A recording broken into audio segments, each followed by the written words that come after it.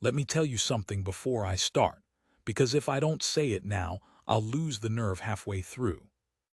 I have buried a wife, a brother, and two good horses in the same stretch of Montana dirt, and I never cried over a single one of them. Not because I didn't love them, because I was raised by a man who believed tears were a leak in a person's foundation, and you patched leaks. You didn't stand around admiring them. So I patched. For 61 years I patched. Then a girl from the other side of the world walked into my kitchen with a suitcase held together by a leather belt, looked at the ruin I'd let my life become, and said the only thing nobody in this valley had ever had the sand to say to my face. I'm getting ahead of myself. That's the trouble with being old. The ending crowds up against the beginning until you can't tell which door you came in through. So let me back up to the wind. It always starts with the wind out here. The wind was doing that thing it does in late October, coming down off the Bitterroots like it had a grudge against something specific, and hadn't yet decided it wasn't me. I was standing on the porch of a house I'd stopped taking care of, watching a truck I didn't recognize come up the 2 miles of gravel that separated my loneliness from the rest of Ravalli County. My name is Elias Crane. Everybody who used to call me anything called me Eli, but there wasn't much of anybody left to do the calling. I ranched 400 acres of cattle land my grandfather broke with his hands and a Belgian mare, and I'd let about half of it go to seed since Marion died. That was 3 years back. 3 years, 4 months, and a number of days I refused to count out loud because counting them made me a man who counted them, and I didn't want to be that either. The truck belonged to Dolores Hatch, who ran the church outreach and had, in her infinite Methodist meddling, decided that Elias Crane was a project. I'd told her no 4 times. Dolores heard no the way a river hears a stone, as a thing to go around. She'd found me help. That was the phrase she used on the phone, help, like I was a spill. The truck stopped. Dolores climbed out first, all forward motion and hairspray, and then the passenger door opened, and a young woman stepped down into the wind, and I remember thinking she was going to blow clean over. She couldn't have weighed more than a wet feed sack. Pale in a way that isn't sickly but isn't from around here either, hair the color of winter wheat, and eyes so light a gray they looked borrowed from the sky. She had on a coat too thin for October in Montana, and she was hugging herself against the cold. But she wasn't looking at me the way people had been looking at me lately. People looked at me like a grave they were sorry they had to dig. She looked at me like a house with the lights off, and she was wondering who was home. Eli, Dolores called, marching up the steps like she owned them. This is Astrid Lindqvist. She's going to help you keep house through the winter. Cook clean, keep this place from falling down around your ears. She lowered her voice, though not enough. She's had a hard time. Came over on a program that didn't work out, the family fell through, and she's got nowhere to be till spring. You'd be doing a Christian thing. I'm not a Christian thing, I said. Well, you're a stubborn thing, and that's close enough to work with. The girl, Astrid, put out her hand. When I didn't take it right away, she didn't pull it back the way most would. She just held it there, steady in the wind. Her knuckles were red. There was a callus on her palm I felt when I finally shook it, and it surprised me, that callus, because everything else about her looked like it would bruise if you breathed on it. Mr. Crane, she said. Her accent turned the R soft, rolled the vowels somewhere I couldn't follow. Thank you for having me. I didn't have you, I said. Dolores had you, I got had. And I swear to God, this girl who traveled 4,000 miles to a strange man's failing ranch, this girl with a suitcase belted shut, she laughed. Not a polite laugh. A real one, surprised out of her, quick and low. Okay, she said. We start from honest then, good. That was the first thing she changed, though I didn't know it yet. She made me a man who could make a person laugh again. I want to be clear about what I expected, because the distance between what I expected and what I got is the whole of this story. I expected a stranger in my house who would rearrange my dead wife's kitchen and speak to me in the soft, careful voice everybody used now, the voice you use on the dying and the demented. I expected to be managed. I've been getting managed for 3 years. Casseroles left on the porch. Invitations to things I didn't go to. The pointed absence of anybody asking me the one honest question, which was, how are you actually, Eli, down where it's real? I set her up in the spare room, which had been Marion's sewing room, which I had not opened in 3 years. I had to put my shoulder to the door because the wood had swollen. Inside it smelled like her, like the lavender water she used and the cedar of the chest at the foot of the daybed, and I stood in the doorway a second too long, and Astrid saw me do it. She didn't say anything. That was the second thing. She saw a man standing in a dead woman's smell, and she didn't reach for a single one of the phrases people reach for. She just set her belted suitcase down inside the door and said, "I will keep it nice. Whatever this room is to you, I will keep it nice. Whatever this room is to you. Not I'm so sorry. Not she's in a better place. Just an acknowledgement that the room was something, and a promise to respect the something without demanding to be told what it was." I went out to the barn and stood with the horses for a while, so I wouldn't have to be a man with a wet face in front of a stranger. The first week, we mostly avoided each other, which suited me. She cooked. God, she could cook, not fancy but warm food that sat in you like a hand on your shoulder. Thick stews, brown bread she baked in the old oven I'd assumed was broken, and she'd assumed was fine and had therefore simply used. Fish, when she could get it, done in butter and dill. I'd sit down to a table set for one because she ate in the kitchen, standing, out of some sense of her place that I hadn't asked for and didn't like. The fourth night I said, "There's another chair." She looked at me. "At the table," I said. "There's another chair. Been another chair there 30 years. You can sit in it or you can hover in there like a ghost, but I'll tell you, I've had about all the ghosts I can use." She came and sat. We ate without talking, but she sat. I learned about her the way you learn about weather, by watching what it did, not by being told. She was 26. She trained as a nurse in Sweden in a city called Malmö, which she said like it hurt a little to say. She'd come to America on the promise of work with a family in Billings, an au pair thing, and the family had turned out to be something she wouldn't describe except to go very still when I got near it, so I stopped getting near it. The callus on her hand was from rowing. She'd rowed competitively as a girl, on cold gray water, before whatever happened happened. She had a way of holding her own left wrist with her right hand when she was thinking, like she was taking her own pulse, making sure she was still running. And she noticed things. She noticed that I'd stopped fixing the things that broke, the gate that hung crooked, the step that gave, the whole west fence line sagging like a mouth with no teeth. She didn't nag. She'd just mention it sideways, the way you'd mention a bird you saw. "The gate makes a sound like a hurt animal," she said one morning. "Every time the wind comes, all night I hear it, poor gate." Next day I fixed the gate, told myself it was for the quiet.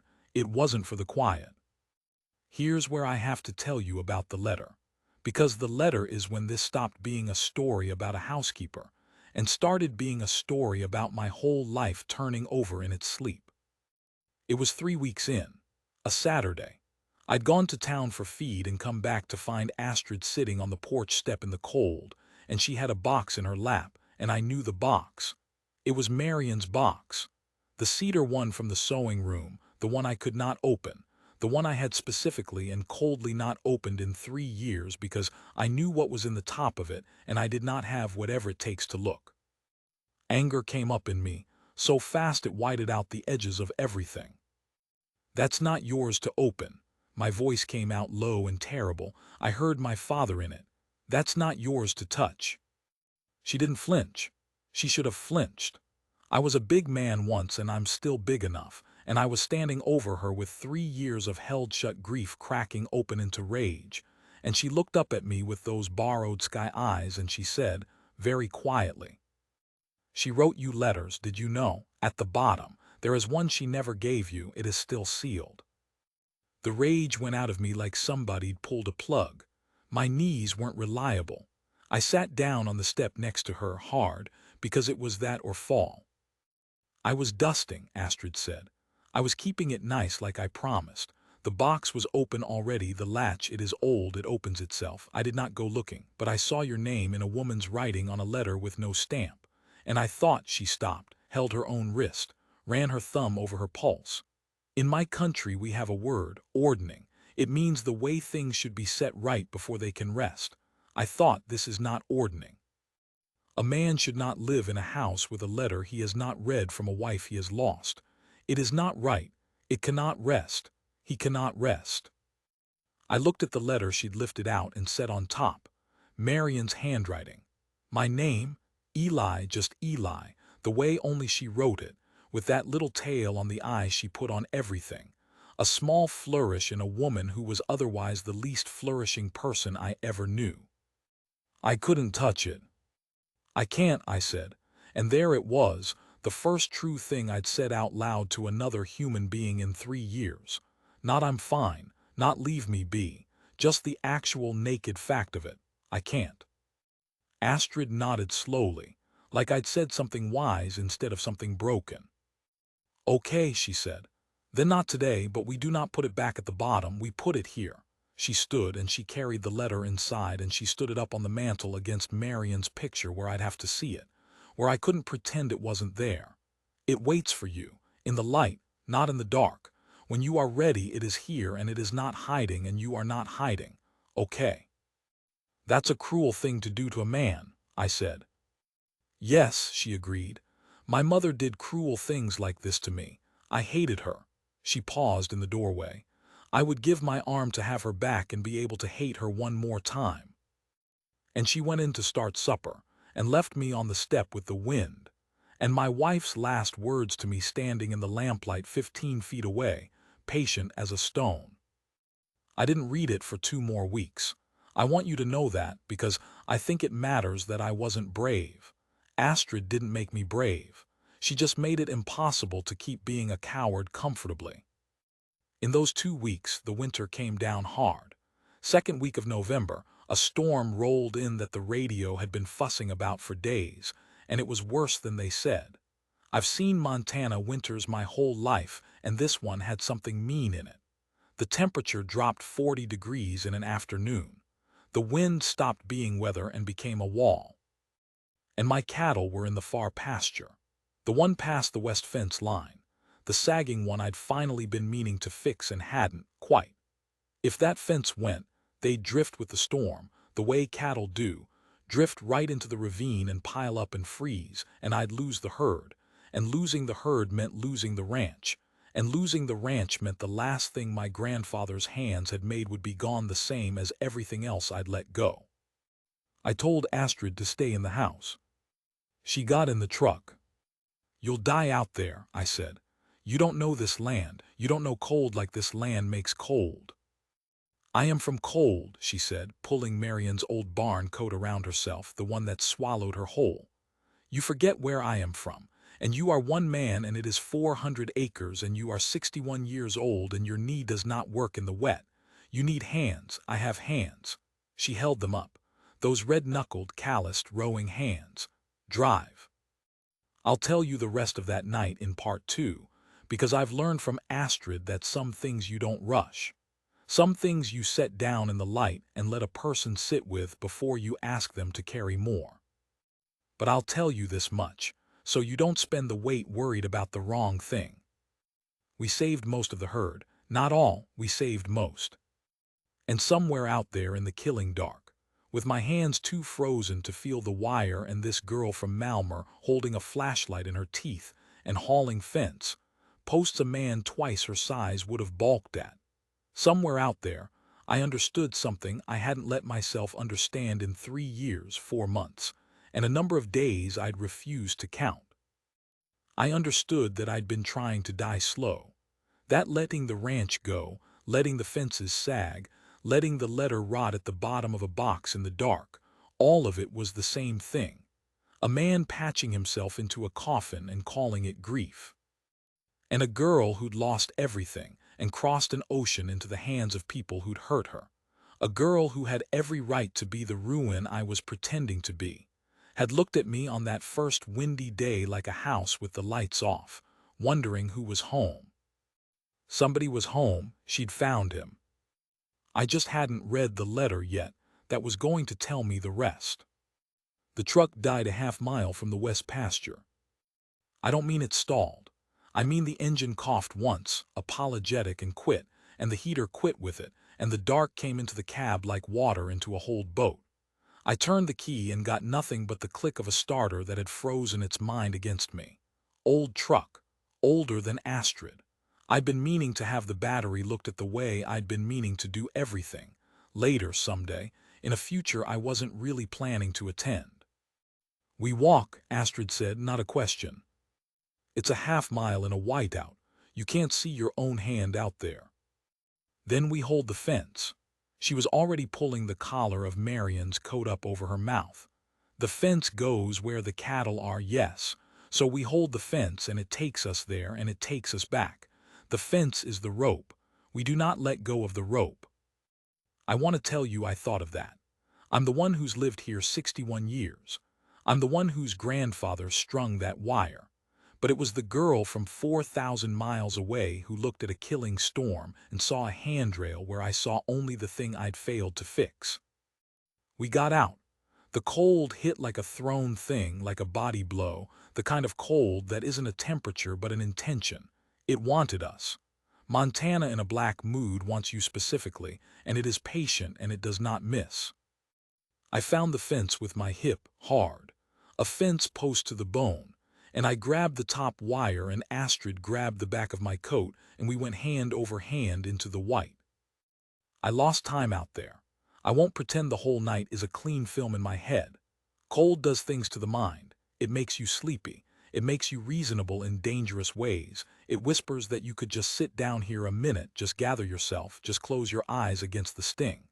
Somewhere in it I stopped feeling my hands. Somewhere in it the wire started coming up through my palms as pressure only, no temperature, no pain, which is the body's way of firing the crew and locking the doors. What I remember is Astrid's voice. She kept talking, the whole way. Not to comfort me. She was too smart for that. She knew comfort wouldn't do out there. She talked to keep us both awake because a talking man is a conscious man, and a conscious man doesn't sit down in the snow. She told me about Malmer, about the gray water she rode on before dawn, 16 years old, her breath in front of her, the coach's voice coming across the water flat and hard. She told me her mother had been a nurse too, that she'd wanted Astrid to be anything else, a lawyer, an engineer, anything with an office and a door that closes and heat that works, and that Astrid had gone into nursing to spite her, and then loved it, loved the work, loved the moment when a frightened person's breathing slowed because you'd made them believe they weren't alone. She told me the family in Billings had taken her passport, that she'd worked 4 months without pay and been made to understand, in ways she still wouldn't say plainly, that she was not free to leave, that she'd walked out on a night colder than this one with nothing, and that the church in Ravelli had been the first door in America that opened instead of locking. "So you see," she said, hauling on my coat when I slowed, her voice ragged in the wind, "this," she meant the storm, the pasture, the whole insane errand. "This is nothing. This is weather, weather I understand. Weather does not lie to you about what it is." I understood then why she'd looked at me the way she had on the porch. She wasn't pitying a widower. She was recognizing a fellow survivor of something that had taken his passport too. Grief takes your passport. It holds you in a country you never meant to visit and makes you understand you are not free to leave. She'd already walked out of hers. She was showing me the door. The fence held to the corner and then it didn't. We found the gap the way you find bad news, suddenly and with your whole body. 40 feet of wire down flat, posts snapped, the herd already drifting through it into the dark toward the ravine. I could hear them. That low, moving, moaning sound a herd makes when it's frightened and going the wrong way together.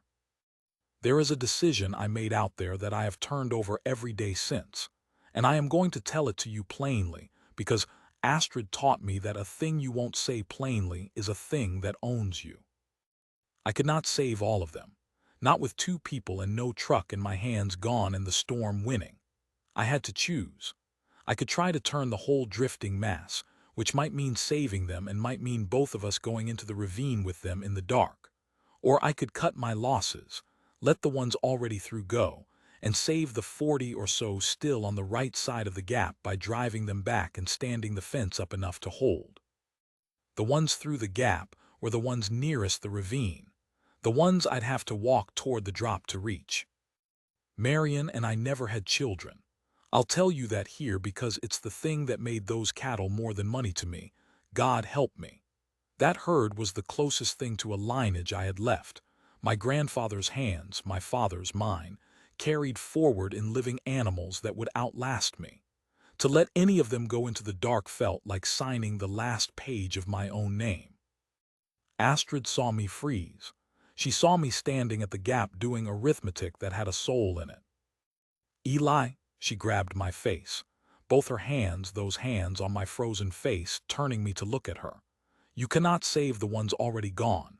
Do you hear me? The ones already gone you cannot save. You save what is still here. You save what is still here, or you lose that too and you die, and then you save nothing and it is all for nothing. The ones already gone you cannot save. I have never in my life heard a truer thing, and she wasn't only talking about cattle, and we both knew it, and there wasn't time to weep about it, so I didn't. I turned to the 40 still on the right side. We drove them back. We stood the posts we could. Astrid held the wire up with her own body, wrapped in Marion's coat, bracing 40 feet of fence with her back against the wind while I lashed it with numb hands, and we held the line. And behind us in the dark I heard the others go, and I let them go, and it was the hardest and most necessary thing I have done. We lost 11 head, we saved the rest. And we lived. We got back along the rope of the fence to the dead truck, and I got it started on the third try, some mercy in the machine. And we drove home through a storm that had, having failed to take us, begun to lose interest. Astrid's hands were frostbit, 2 fingers on the left, the ones that had held the wire. Not lost. She knew exactly how to treat them, being a nurse, and she talked me through warming them the right way, slow, no rubbing, water just past cool, her voice clinical and calm even as I could see it cost her. She'd braced a fence with her body in a Montana blizzard, and her thanks was 2 fingers that would ache in the cold for the rest of her life. She never once said it was my fault, that the fence was down because I'd let it sag, that she'd hurt herself paying for 3 years of a man patching himself into a coffin. She just soaked her fingers and hummed something low in Swedish, and when I finally choked out that I was sorry, that it should have been fixed, that she was hurt because of me, she said the thing I'll carry to my own grave in that same Montana dirt. You did not do this to me. You came out into the storm with me. That is the opposite of what you did to me. She looked at me steady. For 3 years you stayed in the house while everything froze. Tonight you came out. Do not be sorry you came out, Eli. It is the first warm thing you have done. I read the letter that night. I want to tell you it was because of some grand resolve. It wasn't. It was because I'd learned, finally, out there on the fence line, what Astrid had been trying to teach me since the day she set her belted suitcase down in a dead woman's room. The ones already gone, you cannot save. You save what is still here. Marion was gone. I could not save her. But there was still something of her here, her actual voice, her actual words, standing in the lamplight on the mantel. And I had been letting that freeze too, letting the last living thing of her drift into the dark because I was too much a coward to walk toward the drop. So I walked toward the drop. I took the letter down. Astrid had gone to bed, or pretended to, giving me the room. I sat in my chair with my ruined hands, and I opened the envelope my wife had sealed with her own tongue. In a kitchen I could still see her standing in, and I read what she needed me to know. I'm not going to tell you all of what it said. Some things a man keeps, but I'll tell you the shape of it, because the shape is the gift Astrid gave me, and I'd be a poor steward not to pass a little of it on. Marion had written it in the last spring, when we both knew and neither of us said. She wrote it because she knew me. She knew exactly the man I'd become the second she was gone. She named it in her own hand before it happened. She wrote that I would try to follow her by inches, that I would let the ranch go and call it grief and let the fences sag and call it grief and stop fixing what broke and call it grief, and that she was writing to forbid it. You are not allowed to bury yourself in the North 40 next to me, she wrote. I did not marry a coward and I will not have one for a widower. Fix the fence, Eli. Fix the gate. Fix the step. And when you have run out of things to fix, find a person who needs fixing, because that is the only thing that ever fixed you, being needed by something too stubborn to quit. She'd known. 3 years before, a girl from Malmö set a belted suitcase down in her sewing room. My Marion had written the girl's whole purpose out in advance and sealed it in a box, trusting me to open it in time, and I had very nearly not. I sat in that chair and I put my ruined face in my ruined hands, and I did the thing my father called a leak in a man's foundation. I leaked. For the first time in 61 years, I stood around and admired it, and it did not weaken me. And I understood at last that my father had been wrong about that the way he'd been wrong about most things that mattered. And I forgave him too while I was at it, because it's easier to forgive the dead once you've stopped trying to join them. Astrid was in the kitchen doorway. I don't know how long. She'd heard, I think. She came and she didn't say a single one of the phrases people say. She put one hand on my shoulder, her good hand, and she stood there, taking her own pulse with the other one against my shoulder like she needed to be sure we were both still running, and she let me leak, and she did not try to patch it. Ordning, she said finally, soft, the way things are set right before they can rest. Yeah, I said when I could, ordning. That was 2 winters ago. The fence is fixed, all of it, the whole west line. Post I set myself with hands that ache in the cold now, both of us aching in the cold now, a matched set. The gate doesn't cry in the wind anymore. The step holds. The herd's back up to strength and then some. I've got a hired man for spring and summer, and I've started, at 63, to think about the ranch as a thing that might outlast me on purpose instead of by neglect. Astrid's still here. I should say that plainly because I've learned to say things plainly. She got her passport back, the church knew a lawyer, and it turned out the family in Billings had done it to other girls, and there was a reckoning, and Astrid stood up in a room full of strangers and said plainly what had been done to her. And I sat in the back with my hat in my hands, and I have never been prouder of another human being in my life. She could have gone home to Sweden after. Gone anywhere. Free at last, passport in hand. She stayed. She's nursing again, drives to the clinic in Hamilton 3 days a week, the 2 stiff fingers no obstacle to a woman who's decided something. The other days she keeps the house, though we both know that stopped being the arrangement a long time ago. There's no arrangement now. There's just 2 people who came out into the storm for each other and found out that's a thing you can build a life on. I know what some of you are thinking, and it isn't that. She's 28 now and I'm an old man, and it was never that and it will never be that. It's better than that. It's the thing Marion knew and I didn't. That being needed by something too stubborn to quit is the only medicine that ever worked on me, and that I turned out to be that medicine for somebody too. An old fool too stubborn to finish dying, who a lost girl could pour her fierce, frozen, 4,000-mile stubbornness into and get back something worth having.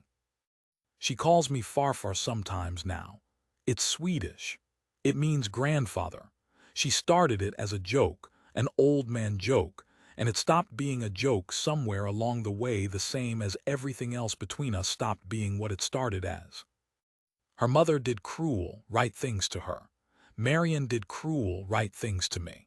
And in between, an old man and a lost girl did the cronly cruel and right thing left to do. We refused to let each other freeze. The letter's still on the mantel. I put it back after I read it. Standing up against Marion's picture, where it lives now in the light. Astrid asked me once why I keep it out instead of back in the cedar box where it'd be safe. I told her the truth, which she taught me how to tell. Some things you don't put back in the dark. You set them in the light where you have to see them every day, so you don't forget what they cost and what they saved and